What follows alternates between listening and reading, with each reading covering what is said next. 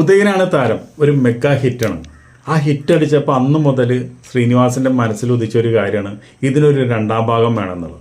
അത് മോഹൻലാലായിട്ട് സംസാരിച്ച് മോഹൻലാൽ പറഞ്ഞു അതിനൊരു രണ്ടാം ഭാഗം വേണ്ട, ഇതങ്ങനെ തന്നെ നിൽക്കട്ടെ എന്ന് പറഞ്ഞു. പക്ഷേ അത് ശ്രീനിവാസിനെ പിടിച്ചില്ല.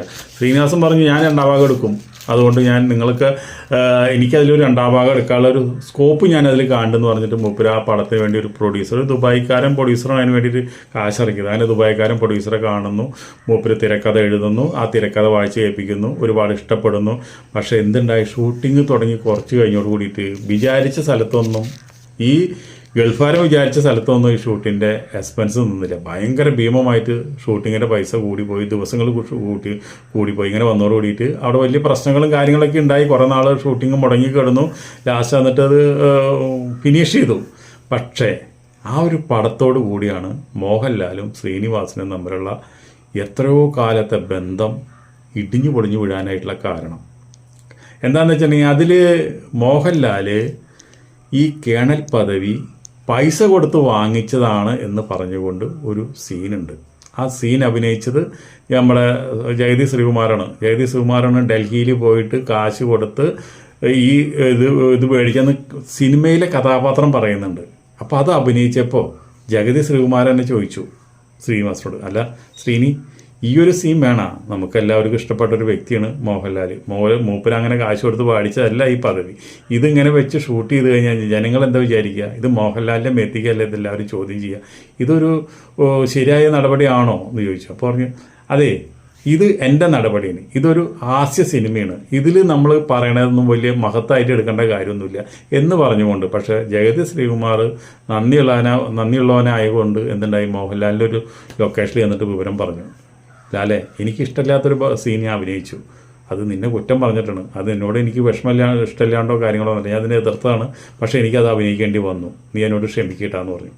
പടം റിലീസാവുന്നതിന് മുമ്പ് പടം ഷൂട്ടിങ് കഴിഞ്ഞ് അപ്പം തന്നെ അറിയിച്ചു. അപ്പം തന്നെ മോഹൻലാൽ ഇതിൻ്റെ കംപ്ലീറ്റ് കാര്യങ്ങൾ അറിഞ്ഞോട് കൂടിയിട്ട് ശ്രീനിവാസനെ വിളിച്ചു. ശ്രീനി, നീ എന്തൊക്കെ കാട്ടിക്കൂട്ടുന്നത്, നീ ഇതിനാണ് താരം, നീ എടുക്കാമെന്ന് പറഞ്ഞു, നീ എന്തിനാണ് ഇപ്പോൾ ഇങ്ങനെയുള്ള ഒരു സംഭവം, നീ വേറെ എന്നെ എന്ത് വേണമെങ്കിലും പറഞ്ഞോ, ഞാൻ പപ്പടം വെക്കുന്നോ പൊറോട്ട വെക്കുന്നോ അതിൻ്റെ അത് ചെയ്യുന്നോ അല്ലെങ്കിൽ തണ്ട് കാണിക്കുന്നോ എന്ത് വേണമെങ്കിലും നീ പറഞ്ഞു, അതിലൊന്നും എനിക്കൊരു വിഷമേ ഇല്ല.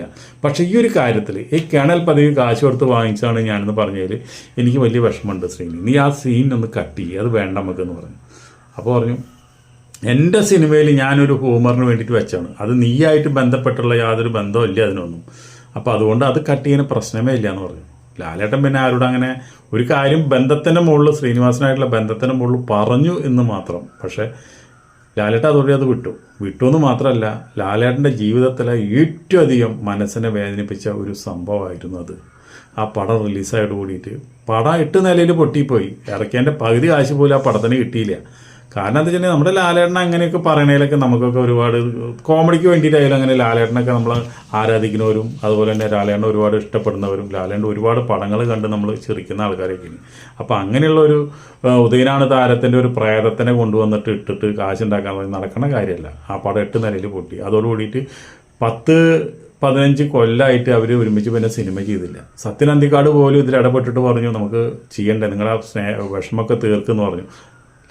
മോഹൻലാൽ ആ ഭാഗത്തേക്ക് തിരിഞ്ഞു നോക്കിയില്ല, ഒറ്റാൻ പറയാനും പോയില്ല, നല്ലത് പറയാനും പോയില്ല, ഒന്നും പോയില്ല. കുറേ കഴിഞ്ഞപ്പോൾ മറ്റുള്ള ആൾക്കാരൊക്കെ പറഞ്ഞപ്പോൾ ഇത് കാര്യങ്ങളൊക്കെ ചെയ്തപ്പോൾ ശ്രീനിവാസന് മനസ്സിലായി ഞാൻ ചെയ്തത് തെറ്റാന്ന് മനസ്സിലായി. ശ്രീനിവാസൻ തെറ്റ് മനസ്സിലാക്കിക്കൊണ്ട് ഒരാളോട് പറയണ് അത് ഞാൻ ചെയ്തത് തെറ്റാണ് ലാലേ, ഞാനതങ്ങനെ ചെയ്യാൻ പാടില്ലായിരുന്നു, ഞാൻ ചെയ്തത് തെറ്റാണ്, ആ പടം തന്നെ എടുത്ത് തെറ്റാണ്, എനിക്ക് എൻ്റെ ജീവിതത്തിലുമായിട്ട് ഏറ്റവും വലിയൊരു അബദ്ധമാണ് ആ പടം എഴുതിയതും ഞാൻ എടുത്ത് അതിൽ അഭിനയിച്ചതും എന്ന് പറഞ്ഞ് സത്യസന്ധമായിട്ട് അത് ഒരു മാപ്പ് പറയണ നിലയിൽ പറഞ്ഞു അത് ലാലേട്ടനോട്. പക്ഷേ ലാലേട്ടന് ശരീരത്തിലുണ്ടായ മുറിവ്, പിന്നെ ഒരാളോടും വിഷമോ വിദ്വേഷമോ കൊണ്ട് നടക്കുന്ന ഒരാളല്ല ലാലേട്ടൻ. പക്ഷേ ഈ ശ്രീനിവാസനോട് അങ്ങനെ ഒരു വിഷമം ഉണ്ടായിരുന്ന ആൾക്ക് ജീവിതത്തിൽ ആകെ ഒരാളോട് അത്ര സ്നേഹിച്ച കാരണം ആ വിഷമം ഉണ്ടായിരുന്നുള്ള കാര്യം ഉറപ്പാണ്. അത് കഴിഞ്ഞ് മൂപ്പർക്ക് അസുഖം വന്നതോടുകൂടി അമ്മ പ്രോഗ്രാമിൽ ഇതുപോലെ തന്നെ മഴവിൽ മനോരമയിൽ അസുഖബാധിതനായിട്ട് ശ്രീനിവാസൻ വന്നവിടെ. അപ്പം മോഹൻലാൽ ശ്രീനിവാസനെ സ്റ്റേജിലേക്ക് വിളിച്ചിട്ട് ഉമ്മ കൊടുത്തു. അന്ന് വരെയുള്ള എല്ലാ വിഷമങ്ങളും തീർന്ന് അവർ വീണ്ടും സുഹൃത്തുക്കളാക്കി. അപ്പോൾ ഞാനൊന്നേ പറയാനുള്ളൂ, നമ്മളത്രയും അടുത്ത സുഹൃത്തുക്കളൊക്കെ ആകുമ്പോൾ ഒരിക്കലും സുഹൃത്തിനെ വേദനിപ്പിക്കുന്ന രീതിയിൽ ഫിലിം ഫീൽഡിലാകുമ്പോഴും അതിന് പുറത്തായാലും ഒരാളും പ്രവർത്തിക്കരുത്. അവന് വിഷമമുണ്ടെന്ന് വെച്ചിട്ടുണ്ടെങ്കിൽ നമുക്ക് കാശ് നഷ്ടം വരുന്ന കാര്യമായാലും അത് വേണ്ടെന്ന് വയ്ക്കണം. ഒരു സിനിമയല്ലേ, ഒരു സിനിമ പോയി കഴിഞ്ഞാൽ 1000 സിനിമ ശ്രീനിവാസിന് കിട്ടും. എന്തിനാണ് ഒരാളുടെ ശാപം ഏറ്റുപിഴ വാങ്ങിക്കൊണ്ട് ഒരു സിനിമയിൽ ഒരു ഇത്തിരി പൈസ കിട്ടാൻ വേണ്ടിയിട്ട് പ്രവർത്തിച്ചത്? അതിൽ 10 പൈസ കിട്ടിയുമില്ല. വീഡിയോ നടത്തട്ടെ.